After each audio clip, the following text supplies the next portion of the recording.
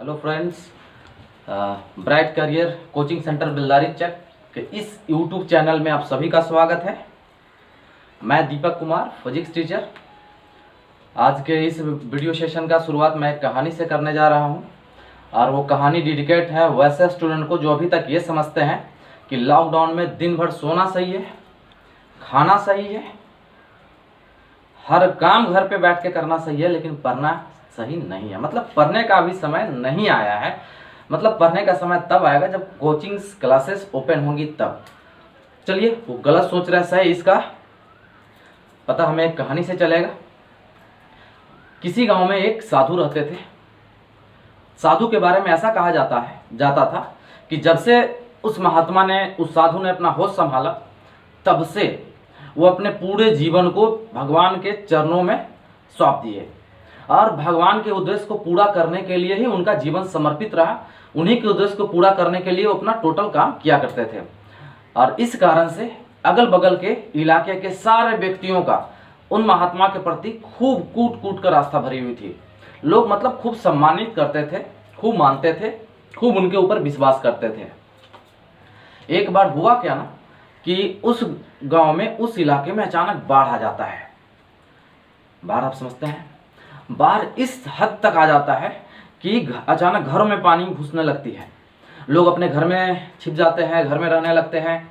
एक दो दिन बाद वो बाढ़ का लेवल और बढ़ जाता है तो लोग अपने नीचे ग्राउंड फ्लोर से निकल के फर्स्ट फ्लोर पे आ जाते हैं, पेड़ पे चढ़ जाते हैं बचने के लिए।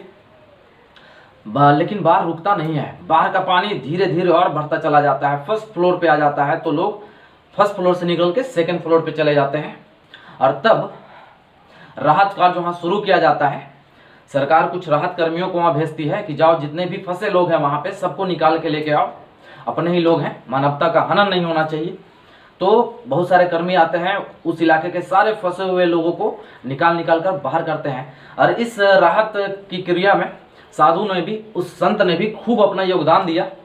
लोगों को, फंसे हुए लोग को निकाल कर नाव पर बैठाना, नाव को वापस भेजना, फिर वापस मंगवाना, ये सारे क्रिया में उनका बहुत योगदान रहा। कर्मी भी उनका इस काम के कारण बहुत खुश हुए, उनको सम्मान करने लगे, उनके प्रति खूब आदर करने लगे। और हुआ क्या कि इस क्रिया के दौरान, इस कार्य के दौरान काफ़ी कर्मियों ने उस महात्मा से बोला कि बाबा अभी व्यक्ति हैं, अभी आइए और निकल चलिए। लेकिन बाबा ने, उस महात्मा ने एक बात बोलकर सबका मुंह बंद कर दिया था कि जब तक यहाँ पे एक भी लोग फंसा है ना, मैं नहीं जाऊंगा। मैं ईश्वर का बंदा हूं, मुझे बाहर पानी कुछ बिगाड़ नहीं सकता। और हुआ क्या कि एक दिन सारे व्यक्ति को उधर से निकालकर सुरक्षित स्थान पे पहुंचा दिया जाता है। सिर्फ एक व्यक्ति रह जाता है। वो आखिरी व्यक्ति कौन था? वो साधु था। और राहत कर्मियों ने अंतिम में साधु को बोला कि महात्मा, अब कोई नहीं बचा है आपके गाँव में, आपके इलाका में, अब आप भी चलिए, क्योंकि अब हम लोग दोबारा नहीं आने वाले हैं। महात्मा ने बोला कि आप जाओ, अभी मेरा समय आएगा तो मैं खुद आ जाऊंगा। मैं भगवान का बच्चा हूँ, ईश्वर का बच्चा हूँ, मुझे कुछ नहीं हो सकता। और बहुत कहने के बाद वो कर्मी वापस चले जाते हैं। बाबा उसी इलाके में, उसी बाढ़ में फंसे रह जाते हैं। बाढ़ का पानी और बढ़ जाता है। बाबा पेड़ के ऊपर चढ़ जाते हैं अपने आप को सुरक्षित करने के लिए, ईश्वर का प्रार्थना में जुटे रहते हैं। और ये बात जब काफ़ी लोगों को पता चलता है तो बाबा काफ़ी सम्मानित थे, लोगों के उनके प्रति आस्था जुड़ी हुई थी। तब वहाँ से एक हेलीकॉप्टर भेजा जाता है कि जाओ उस बाबा को, उस महात्मा, उस साधु संत को निकाल के लाओ। और एक दिन, अगले सुबह एक हेलीकॉप्टर आता है उस पेड़ के ऊपर, जिस पेड़ के ऊपर महात्मा बैठे हुए थे। और वहाँ पे कर्मी बोलते हैं कि बाबा अब चलिए, अब ये आखिरी समय है, अब कुछ नहीं हो सकता है, सब लोग निकल गए हैं, जो फंसे हुए थे वो बह गए हैं, आप मर जाओगे, खत्म हो जाओगे, चलिए। लेकिन बाबा ने उसको भी मना कर दिया, नहीं गए। अंततः हुआ क्या, बाढ़ इतना खतरनाक था कि एक दो दिन बाद बाबा उस पेड़ के साथ बाढ़ में बह गए और उनका अकस्मात मृत्यु हो जाती है। बाबा मरने के बाद ऊपर पहुंचते हैं, सब लोग पहुंचते हैं ऊपर, बाबा भी ऊपर पहुंचते हैं। और ऊपर पहुंचने के बाद उनका मुलाकात भगवान से होता है। भगवान के ही बंदे थे। भगवान से जब उनका मुलाकात होता है तो भगवान को बोलते हैं कि हे ईश्वर, मुझे आपसे कोई शिकवा शिकायत नहीं, पूरा जीवन मेरा मस्त रहा, एकदम बिल्कुल फर्स्ट क्लास रहा, कोई शिकवा शिकायत नहीं। बस एक सवाल इस ताउम्र मेरे दिमाग में एक बस गया, और मैं चाहता हूं कि वो सवाल का हल हमें बता दें। ईश्वर ने बड़ा मुस्कुरा कर बोला कि हे महात्मे, बोलिए आपका सवाल क्या है। इन्होंने कहा कि बाबा, मैंने आपका सेवा किया, आपके लोगों का सेवा किया, कभी कुछ गलत नहीं किया, बड़ा ईमानदारी से अपने जीवन को जिया, आपके उद्देश्यों की पूर्ति हेतु ही अपने जीवन को संकल्पित किया। फिर भी जब मैं बुरे वक्त में फंसा हुआ था तो आप मुझे बचाने क्यों नहीं आए? ये बहुत बड़ा सवाल था उनके ऊपर। पता है मालूम, भगवान ने बड़ा ही मुस्कुराकर इसका जवाब दिया। वो जवाब क्या था मालूम? भगवान ने बोला कि हे मूर्ख साधु, हे मूर्ख इंसान, वो जो कर्मी आया था नाव लेकर, वो जो कर्मी आया था हेलीकॉप्टर लेकर, वो मालूम किसने भेजा उन सबको? उसको हमने ही भेजा था तुम्हें बचाने के लिए। क्या सीख है इस कहानी से? हर कहानी से कुछ ना कुछ हमें सीख मिलती है और जीवन आगे बढ़ता है दूसरे से सीख सीख कर ही। इस कहानी से क्या सीख मिलती है बच्चे? तो सीख ये मिलती है कि समय पर किसी का कंट्रोल नहीं होता, समय का अलग ही बहाव होता है।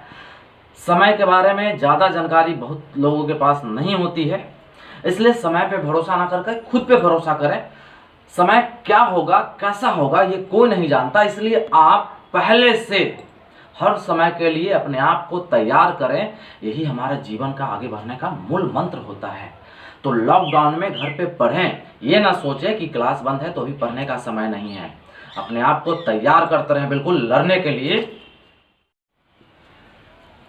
आज के सेशन का ये हमारा पहला टॉपिक है, एम्पिरियर का परिपथीय नियम, एम्पिरियर सर्क्यूटियल लॉ।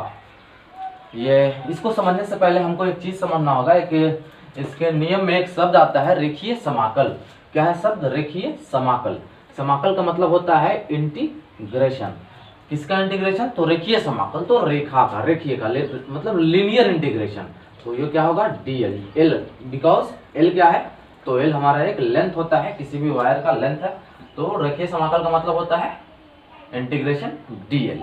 अब आइए हम लोग देखेंगे कि एम्पिरियर का परिपथीय नियम ने क्या कहा, क्या बोला। तो एम्पिरियर का परिपथीय नियम क्या कहता है कि किसी बंद परिपथ के, किसी भी बंद परिपथ, बंद परिपथ का कॉन्सेप्ट आपको या बंद सरफेस का कॉन्सेप्ट आपको गॉस थ्योरम में मिला था। तो किसी भी बंद परिपथ के चारों ओर चुंबकीय क्षेत्र का रेखीय समाकल, जरा ध्यान देंगे क्या बोला, किसी बंद परिपथ के चारों ओर के चुंबकीय क्षेत्र का रेखीय समाकल। चुंबकीय क्षेत्र का मतलब बी, रेखीय समाकल का भी मतलब बताए थे इंटीग्रेशन डीएल। तो ये क्या हो गया? Integration B DL. फिर से रिपीट कर रहा हूं, किसी बंद परिपथ के चारों ओर का चुंबकीय क्षेत्र का रेखीय समाकल। और इसका मतलब क्या होता है, जब इसको न्यूमेरिकली लिखेंगे तो इंटीग्रेशन बी इंटू डीएल, ये बराबर होगा किसके? तो उस बंद परिपथ में प्रवाही धारा आई और चुंबक वैद्युत चुंबकशीलता म्यू नॉट के। तो एम्पिरियर का परिपथीय नियम क्या बोलता है कि integration B into DL is equal to mu not into I होता है। आइए अब हम एम्पिरियर का परिपथीय नियम का सत्यापित करने, एम्पिरियर के परिपथीय नियम को सत्यापित करेंगे, मतलब इसका प्रूफ को देखते हैं।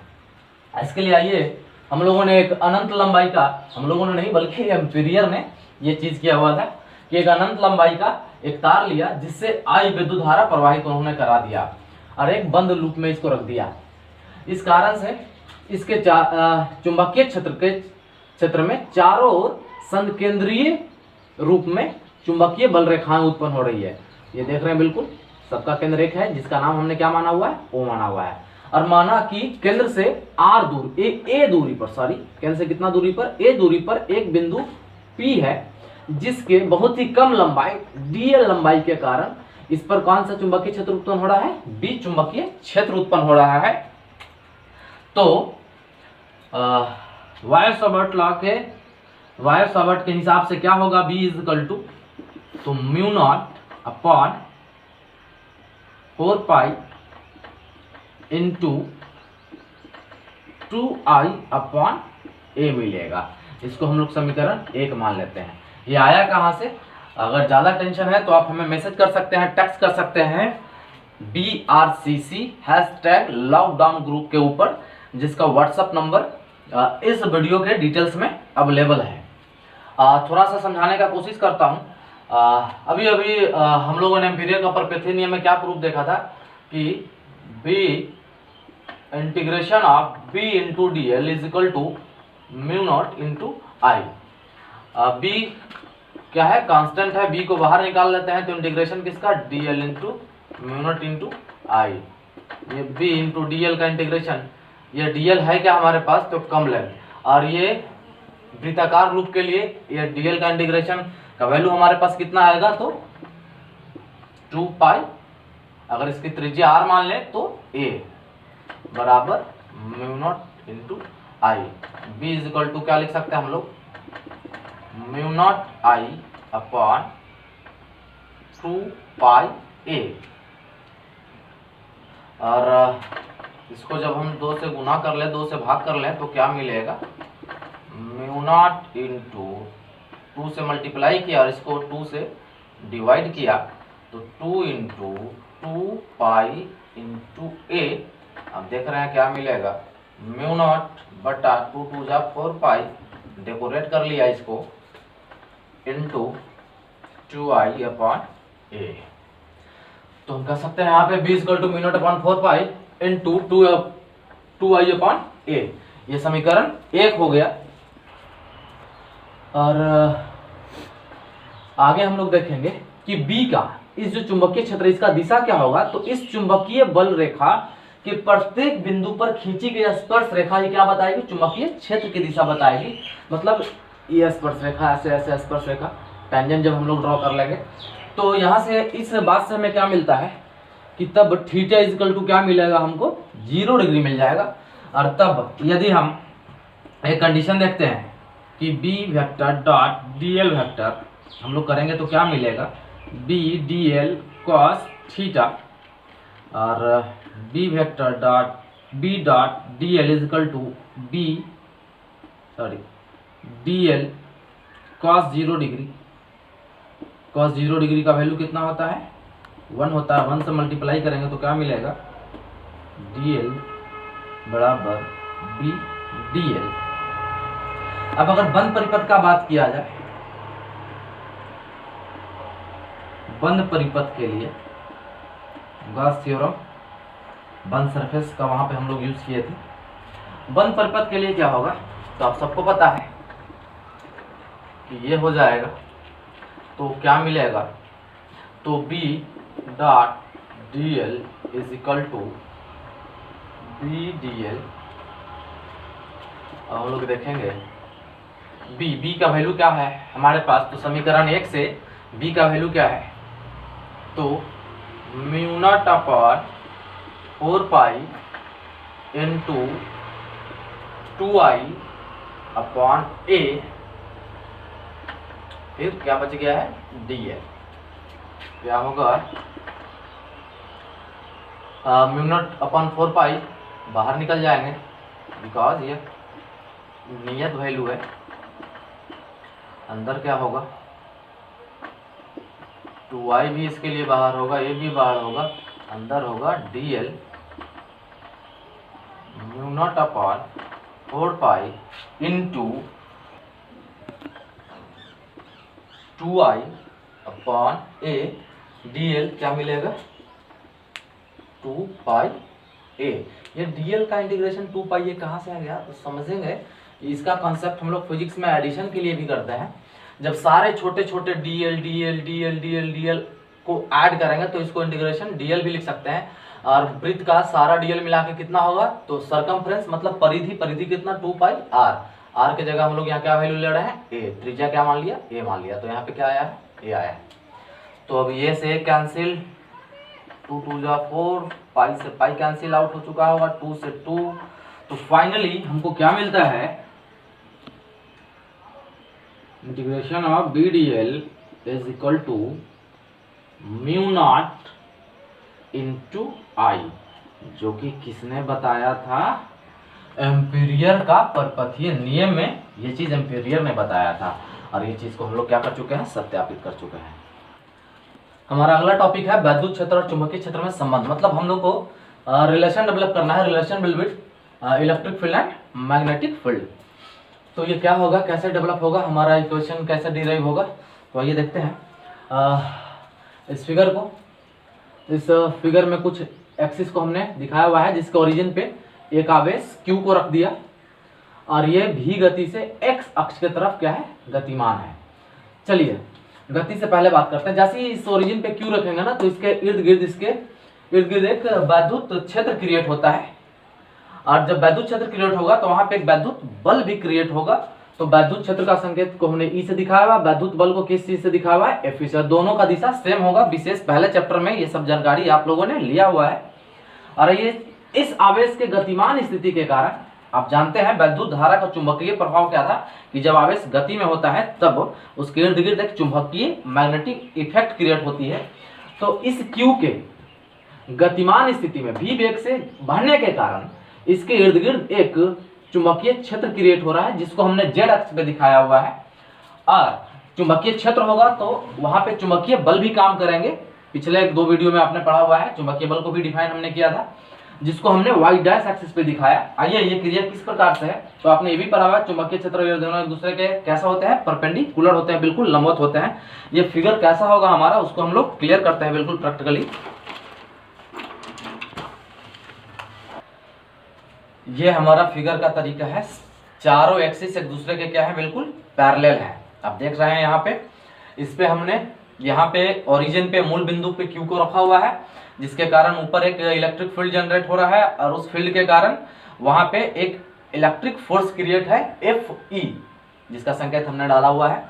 अब इसके कारण एक Z एक्सिस के ऊपर, अब पता है कि Z एक्सिस ड्रॉअर के ओर ही होता है, जो बना रहा है उसके तरफ होता है। ये Z एक्सिस है, जहाँ पे इस Q के गति की स्थिति में होने के कारण एक चुंबकीय क्षेत्र क्रिएट हो रहा है, जिसको हमने Z एक्सिस पे दिखाया हुआ है। और ये चुंबकीय क्षेत्र क्रिएट होगा तो इसके लंबवत एक चुंबकीय बल भी लगता है। आप देख सकते हैं कि चारों एक दूसरे के बिल्कुल क्या है, परपेंडिकुलर है। ये चुंबकीय क्षेत्र है, ये चुंबकीय बल है, दोनों एक दूसरे के साथ कितना डिग्री एंगल बना रहे हैं, 90 डिग्री बिल्कुल एंगल डेवलप किए हुए हैं। तो आइए इस प्रोसेस को हम लोग आगे बढ़ा रहे हैं। इस वैद्युत क्षेत्र में उत्पन्न वैद्युत बल का वैल्यू कितना होगा, Fe का मान क्या होगा, तो QE, Fe equal to Q कहां से आया, तो कूलम्स लॉ के आगे हम लोग पढ़े थे वैद्युत क्षेत्र, इलेक्ट्रिक फील्ड इंटेंसिटी, वो क्या था, तो वहां पे E इक्वल टू हमारा फॉर्मूला था Q0 अपॉन F। और यहां से हम लोग देखेंगे कि F इक्वल टू क्या हो जाएगा,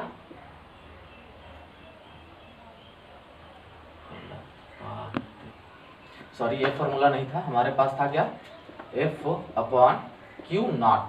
तो Q0 इक्वल टू क्या होता, सॉरी F इक्वल टू क्या हो जाता, Q0 इंटू E होता। Q0 क्या था, परीक्षण आवेश था, तो इसको हम लोग यहाँ पे Q यूज कर रहे हैं। तो F इक्वल टू क्या, Fe इक्वल टू क्या मिल रहा है, Q इंटू E मिल रहा है। चलिए आगे देख रहे हैं FB, ये जो चुंबकीय बल है उसको क्या होगा, तो QVB साइन थीटा, पीछे के वीडियो में पढ़े थे, थीटा का यहाँ कोई मेजरमेंट नहीं है, सही थीटा मेजरमेंट करेंगे साइन 90 इक्वल टू 1 होता है, तो टोटल वैल्यू हमारे क्या रह जाएगा, QVB ही रह जाएगा। चलिए दोनों को देखते हैं। तो यहाँ पे दोनों जो ये जो चुंबकीय जो बल है और ये जो वैद्युत बल है, दोनों का वैल्यू क्या होगा, तो सेम चार्ज के कारण सेम वेलोसिटी, सारा चीज को इक्वेट कर देंगे। आप इलेक्ट्रिक वाले वैद्युत वाले चैप्टर में पढ़ा हुआ है इलेक्ट्रोस्टैटिक में, कि दोनों परिमाणता क्या होगा, इक्वल होगा। तो हमको क्या मिलेगा, Fe is equal to FB। चूंकि ये दोनों कंपोनेंट एक दूसरे के अपोजिट हैं, विपरीत हैं, तो यहाँ पे हम माइनस सिंबल का यूज करेंगे। अब Fe का मान यहाँ से हम लोग क्या रख सकते हैं, QE रख सकते हैं, FB का मान क्या रख सकते हैं, माइनस QVB रख सकते हैं। Q से Q कैंसिल आउट हो जाता है, तो B इज इक्वल टू हमको क्या मिलेगा, तो B इज इक्वल टू होगा E अपॉन V, और माइनस सिंबल का यूज हम लोग कब करते हैं, डायरेक्शन को दिखाने के लिए। तो इनडायरेक्टली हम लोग ये भी लिख सकते हैं B is equal to E upon V। ये B क्या है, चुंबकीय क्षेत्र, E क्या है, वैद्युत क्षेत्र, यही ये दोनों में संबंध है कि V इक्वल टू E/V होगा। दोस्तों अगला हमारा टॉपिक है एम्पीरियर का परिपथीय नियम और बायो-सावर्ट का नियम में समानता और उसका डिफरेंस, विभिन्नताएं क्या है। इसको हम लोग यहाँ पे एक्सप्लेन नहीं कर रहे हैं, आपको नोट्स के जरिए BRCC #लॉकडाउन ग्रुप पे भेज दूंगा। और नोट्स इतना बढ़िया बना हुआ है कि आपको पढ़ते ही वो बिल्कुल समझ में आसानी से आ जाएगा। नहीं आएगा तो आप हमें व्हाट्सअप कर सकते हैं उस ग्रुप के ऊपर। आज की क्लास में इतना ही। Thank you very much.